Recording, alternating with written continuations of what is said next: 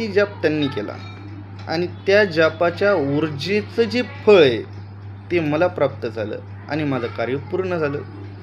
मला माझं जे कार्यामध्ये अडथळा येत होता तो अडथळा निघून गेला आणि माझं कार्य पूर्ण झालं. आणि त्या क्षणी मला ही जी आहे प्रॅक्टिकल, हे जे अनुभव आहे माझा, हे त्या टायमामध्ये जे अनुभव झाला आणि माझं कार्य जे सर्वात मोठं होतं, जे आयुष्य माझं बदलून टाकणार होतं, ते कार्य माझं पूर्ण झालं. म्हणजे अशी पण पद्धत असते. यावर तुम्ही जर बघितलं पुराणांमध्ये ह्यावर कथा पण आहे.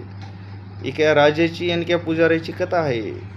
तो राजा त्यांना राम नावाचा जाप करायला लावतो आणि नंतर राजाचं खूप बरं व्हायला चालू होते. मग पुजाऱ्याला लक्षात येते की बाबा मी या राम नावाचा जाप केल्यानं त्यांना एवढं जर फरक पडत असेल तर मी स्वतःच या राम नावाचा जाप केल्यावर माझ्या जीवनामध्ये किती बदलाव होईल.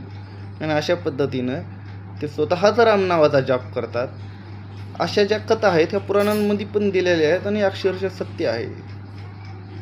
आणि ह्यामुळेच मी हे जे अनुभव आहे हे तुमच्यासमोर मी घेऊन येण्याचा प्रयत्न केलेला आहे. नमः पार्वतीपते शिव हर हर महादेव.